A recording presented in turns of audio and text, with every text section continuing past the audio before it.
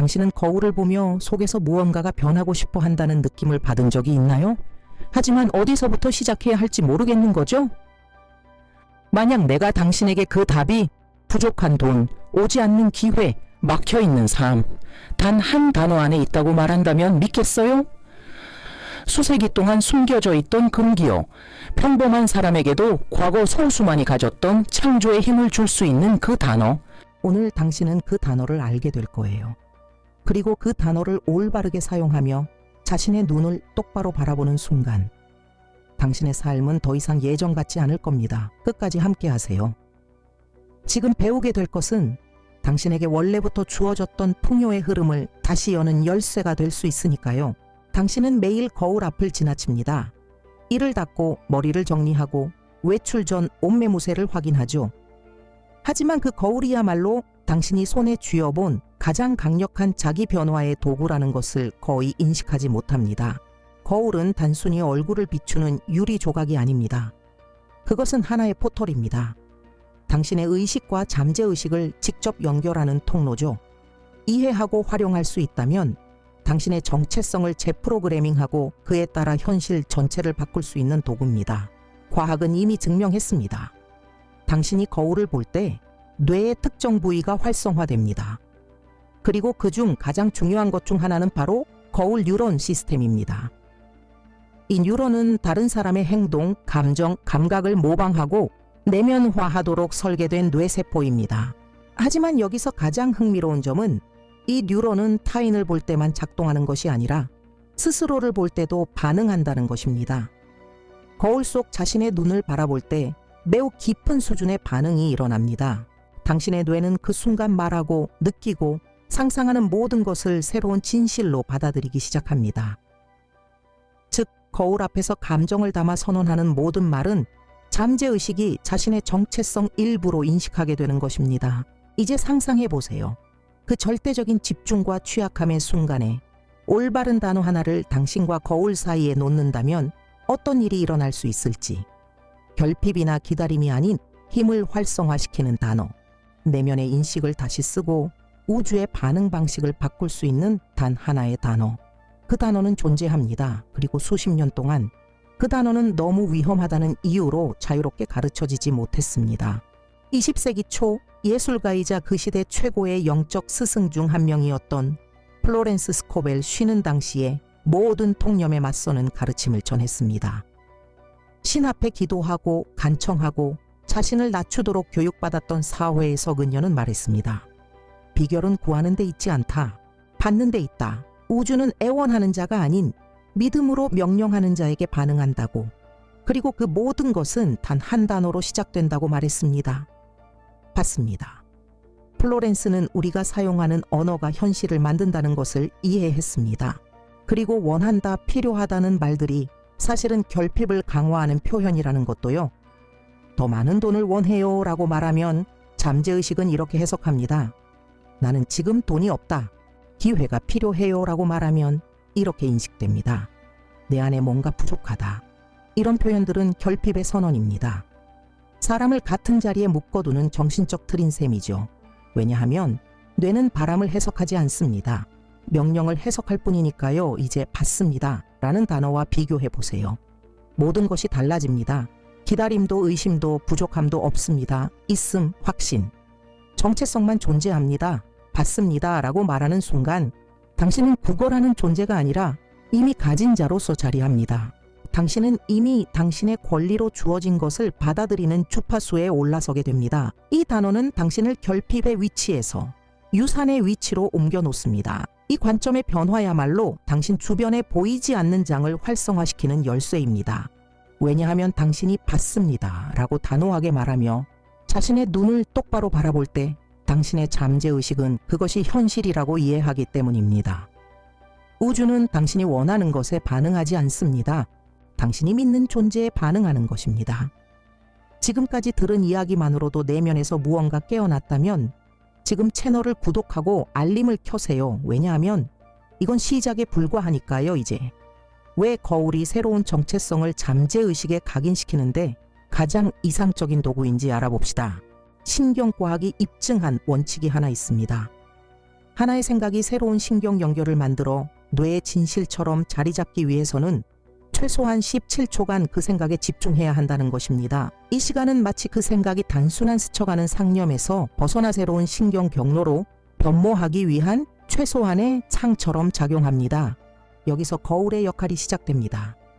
당신이 자신의 눈을 바라볼 때 당신은 강력한 현재의식 상태를 활성화시킵니다. 피할 수 없습니다. 당신은 오롯이 자신과 마주하게 됩니다. 그리고 이 순간 그 집중력에 올바른 단어를 더하고 의도와 감정을 담아 말한다면 당신은 말 그대로 자신의 뇌를 재프로그래밍하고 있는 것입니다. 이 새로운 현실을 믿고 실현하는 쪽으로요. 두 가지 장면을 상상해 보세요. 첫 번째, 당신은 차 안에 있고 교통체증에 갇힌 채로 지불해야 할 고지서들을 생각하며 작은 목소리로 나는 풍요를 받습니다. 라고 말합니다. 당신의 집중력은 흩어져 있고 마음은 딴 데 있습니다. 그 문장은 그냥 소음일 뿐입니다. 아무 일도 일어나지 않습니다. 두 번째, 아침에 눈을 떠 거울 앞에 섭니다. 자신의 눈을 단호하게 응시하고 깊게 숨을 들이쉰 뒤 이렇게 말합니다. 지금 나는 풍요를 받습니다. 당신은 그 눈빛을 17초간 유지합니다. 확신이 담긴 표정을 짓고 말하는 내용을 느낍니다. 자신의 얼굴, 감정이 담긴 목소리, 단단한 시선, 이 모든 것이 결합되어 강력한 의식의 의식을 만들어냅니다. 이 순간 당신은 단순히 말을 반복하는 것이 아닙니다. 당신은 새로운 정체성을 다운로드 받고 있는 것입니다. 이런 실천이야말로 의심의 벽을 무너뜨립니다. 왜냐하면 잠재의식은 공허한 말에 반응하지 않기 때문입니다. 잠재의식은 확신에 반응합니다. 당신의 시선에, 감정 상태에, 그 단어를 말하는 방식에 반응하는 것입니다. 그리고 거울은 바로 그런 집중과 몰입의 환경을 만들어줍니다. 오직 당신과 당신만 있는 산만함 없는 그 공간, 그것 자체가 이미 깊은 내면 활성화입니다. 그래서 단순히 받습니다 라는 말을 거울 앞에서 의도와 존재감을 담아 말하는 행위는 겉보기보다 훨씬 강력한 행위입니다. 그건 하나의 접속 코드입니다. 결핍 모드로 작동하던 시스템에 새로운 비밀번호를 입력하는 것과도 같습니다. 차이는 단지 하루 17초일 뿐 또 이 시간 동안 당신은 프로그래밍을 다시 쓰기 시작합니다. 그리고 그 순간부터 당신의 현실은 다르게 반응하기 시작합니다. 왜냐하면 내면이 바뀌는 사람은 외부로 끌어당기는 현실 또한 바뀌기 때문입니다. 이제 당신은 거울이 왜 그렇게 강력한 도구인지 이해했습니다. 이제는 이 지식을 실용적이고 간단하며 변화를 일으키는 방식으로 적용할 시간입니다. 지금부터 알려드릴 이 의식은 촛불도 향도 신비한 물건도 필요하지 않습니다. 사실 필요한 건 단 3가지뿐입니다. 거울, 하나의 단어, 그리고 당신의 존재감. 바로 이 단순함 속에 이 실천에 강력한 힘이 숨어 있습니다. 첫 번째 단계는 깨끗하고 단단한 글씨로 종이 한 장에 받습니다 라는 단어를 적는 것입니다. 파란색 또는 검은색 펜을 사용하세요. 플로렌스에 따르면 이 색들은 정신적 영역의 의도를 고정시키는 데 도움을 줍니다. 자신과의 계약서에 서명하듯 집중해서 정성스럽게 적어보세요. 그 다음 그 종이를 당신이 가장 자주 사용하는 거울에 붙입니다. 가능하다면 거울 한가운데 아니면 당신의 눈높이에 정확히 맞도록 붙이세요. 이 부분이 핵심입니다. 왜냐하면 정렬되어야 할 것은 단지 거울과 단어가 아니라 당신의 시선과 단어이기 때문입니다. 이제 가장 중요한 순간, 바로 매일 아침의 실천이 찾아옵니다. 아침에 눈을 뜨면 거울 앞으로 가세요. 숨을 깊이 들이쉬고 어깨에 힘을 빼고 자신의 눈을 똑바로 바라보세요. 시선을 피하지 마세요.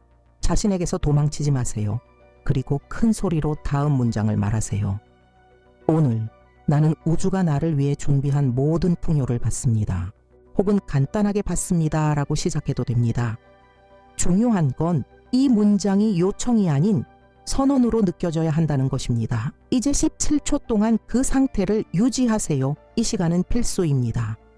그저 아무렇게나 정한 숫자가 아닙니다. 과학은 15로 20초 동안 집중된 주의가 있을 때 뇌가 새로운 신경 회로를 만들기 시작한다는 것을 보여줍니다. 즉, 당신이 말하는 그 문장은 이제 단순한 말이 아니라 당신의 정신 시스템에 각인되는 새로운 진실로 바뀌기 시작하는 것입니다. 하지만 주의할 점이 있습니다. 단순히 기계적으로 반복하는 건 아무 소용없습니다. 당신의 인생을 바꾸는 것은 반복이 아니라 말의 에너지와 감정입니다. 그 말 뒤에 어떤 감정을 담느냐가 우주로 보내지는 에너지의 질을 결정합니다. 이 17초 동안 당신은 이미 그것을 가지고 있는 상태를 느껴야 합니다. 잠시라도 상상해 보세요. 풍요가 이미 흐르고 있는 하루는 어떤 모습일까요? 돈, 기회, 해답, 해결책이 저절로 당신을 향해 오고 있다면, 그리고 여기 자주 간과되지만 아주 강력한 요소가 있습니다. 미소, 받습니다 라고 말하면서 살짝 미소를 지어보세요.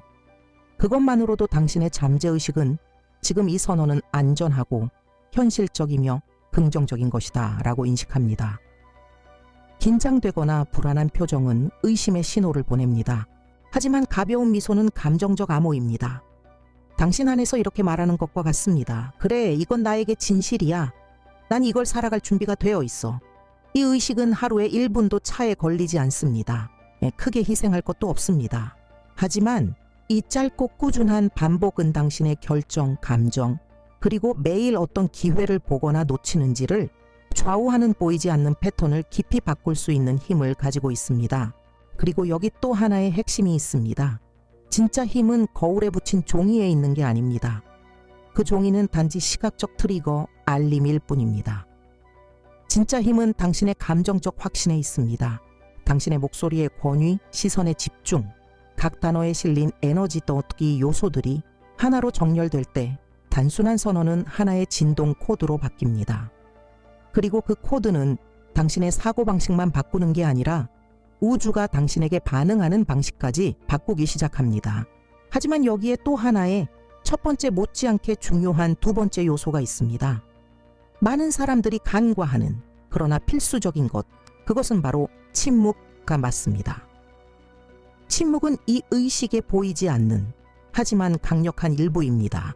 플로렌스 스코벨 쉬는 이 점을 매우 강조했습니다. 그녀는 말했습니다. 당신 안에서 아직 생성 중인 것을 다른 이에게 말하는 것은 가장 큰 영적 함정 중 하나다.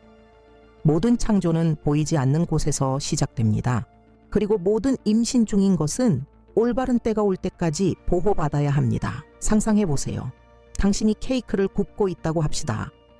반죽을 준비했고 온도를 맞췄고 오븐에 넣었습니다.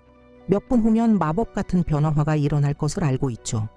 그런데 5분마다 누군가에게 이 레시피 진짜 잘 될 거야 라며 오븐 문을 열어 보여준다면 어떻게 될까요? 결과는 케이크가 주저앉습니다. 더 이상 부풀지 않아요. 반죽은 필요한 열기를 잃어버리죠. 당신의 의식 리투알도 마찬가지입니다. 당신이 지금 하고 있는 것을 자꾸 다른 사람들과 나눌 때마다 그 창조의 장의 의견, 의심, 판단이 아무리 미묘할지라도 스며들게 됩니다. 그리고 그들이 일부러 그러는 것도 아닙니다. 대부분은 당신을 아끼는 사람들이에요. 그런 게 진짜 효과가 있을까? 괜히 그런 데 빠지지 마. 돈이 그렇게 쉽게 오는 게 아니야. 같은 말들. 이런 말 중 단 하나의 의심의 씨앗이면 당신이 그렇게 집중해서 쌓아 올린 모든 에너지가 약해지기 시작합니다. 잠재의식은 극도로 민감합니다. 감정, 단어, 신호를 항상 흡수하고 있죠. 당신이 그 실천을 아직 굳어지기 전에 나누게 되면 당신의 창조 에너지를 타인의 불안에 넘기게 되는 것입니다. 그리고 당신이 나는 괜찮아, 안 흔들려 라고 해도 당신의 뇌는 그 모든 말을 기록합니다. 의심으로 오염된 마음은 믿음의 자기장을 잃어버립니다. 그래서 당신의 의식을 신성한 비밀로 간직하세요. 두려워서 숨기라는 게 아닙니다.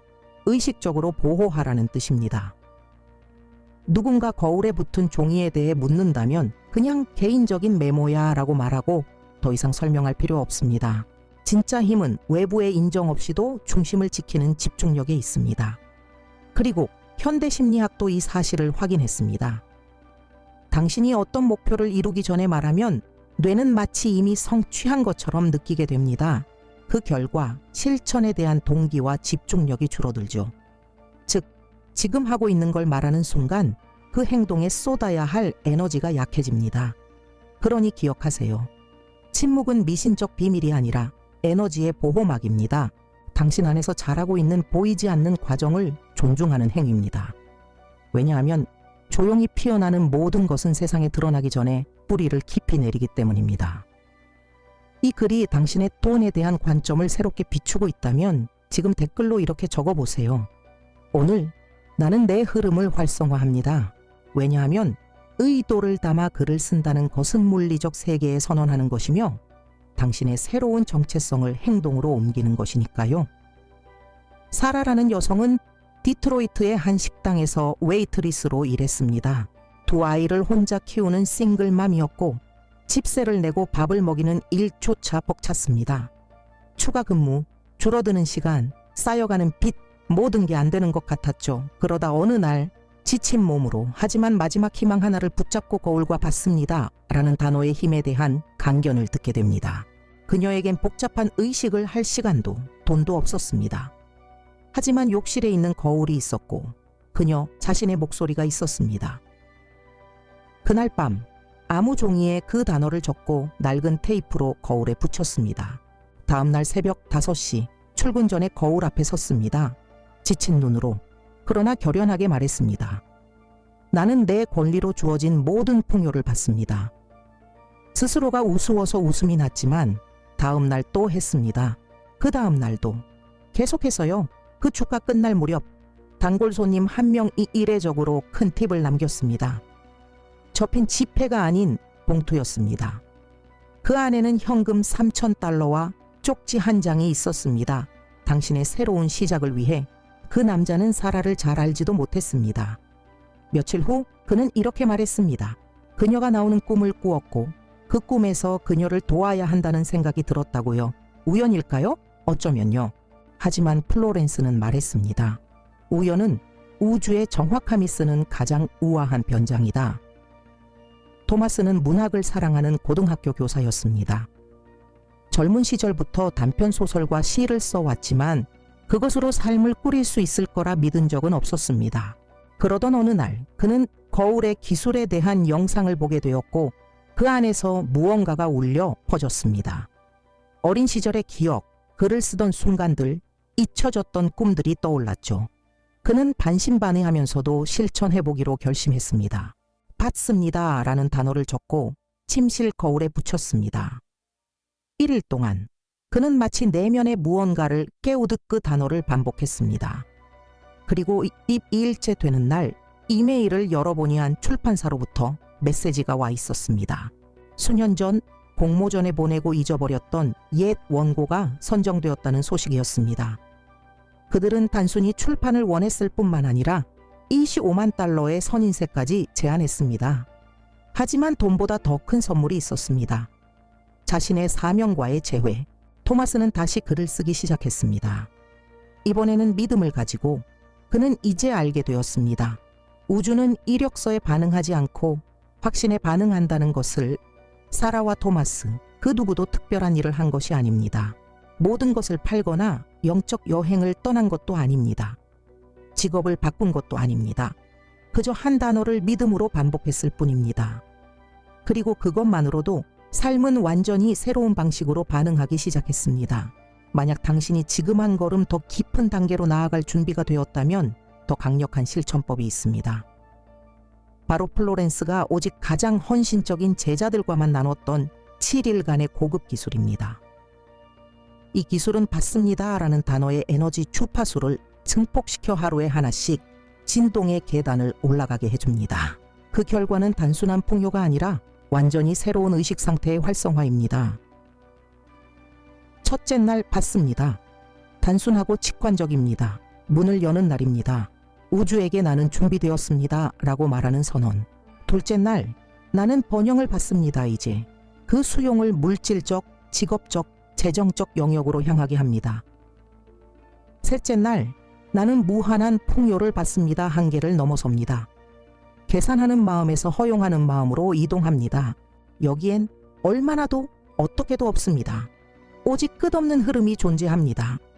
넷째 날 나는 기적을 받습니다. 이제 논리 너머의 차원을 깨웁니다. 당신의 일상에 비범함이 들어올 수 있도록 허용합니다. 다섯째 날 나는 나의 신성한 유산을 받습니다. 매우 강력한 선언입니다.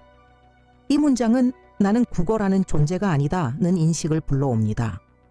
정신적 본성에 따라 이미 나에게 속한 것을 인정하는 행위입니다. 여섯째 날, 나는 상상 그 이상의 것을 받습니다. 이제 우주가 당신을 놀라게 할 수 있도록 초대합니다. 기대치를 넘는 것들을 허용합니다. 왜냐하면 우주는 우리의 조급함보다 열려있는 마음에서 더 잘 작동하니까요. 일곱째 날, 나는 나의 황금빛 운명을 받습니다. 이 여정을 봉인하는 날입니다. 이 문장은 당신의 가장 높은 길, 재정뿐만 아니라 목적, 평안, 성취로 이어지는 길을 상징합니다. 지금 당신이 단 하나의 단어로 새로운 삶의 흐름을 열 준비가 되었다면 이 7일의 여정은 그 문을 열어줄 열쇠가 될 것입니다. 매일 그날의 문장을 새로운 종이에 적어 거울의 중심에 붙이세요. 하루가 끝나면 그 종이를 떼어내어 봉투에 보관합니다. 절대 다시 읽지 말고 보여주지도 말고 나누지도 마세요.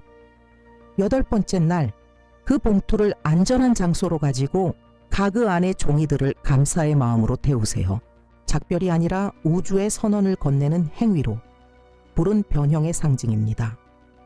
당신이 믿음으로 쓴 것들을 태우는 순간 이렇게 말하게 됩니다. 나는 이미 받았습니다. 이 실천은 강력하고 상징적이며 깊이 변화를 일으킵니다. 그 이유는 세 가지 핵심 원리를 결합하기 때문입니다. 반복, 변화, 감정. 하지만 여기서 반드시 알아야 할 주의사항이 있습니다.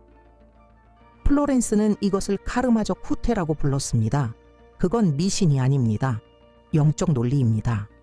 그녀는 어떤 사람들이 받습니다의 힘을 사용해 놀라운 결과를 경험하는 것을 보았습니다. 돈이 들어오고 빚이 해결되고 아무 데서나 기회가 솟아나고, 하지만 몇 주 후 모든 것이 무너졌습니다. 돈은 사라지고 기회는 문제로 바뀌고 충만함의 느낌은 불안으로 대체되었습니다. 왜일까요? 받는 것은 쉽습니다. 지혜롭게 유지하는 것이 어려운 것입니다. 우주는 단지 욕망을 채우기 위해 주지 않습니다. 그것은 의식을 확장시키기 위해 주는 것입니다.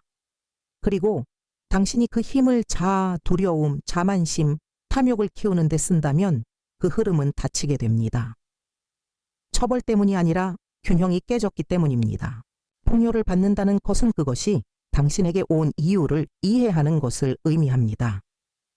그건 두려움으로 쌓아두는 것이 아니라 신뢰로 흘려보내는 것입니다. 움직이지 않는 돈은 썩습니다. 걱정, 집착, 구속으로 바뀌죠. 진정한 풍요는 강과 같습니다. 흐르고 먹이고 움직이며 다시 돌아옵니다. 움직이며 다시 돌아옵니다.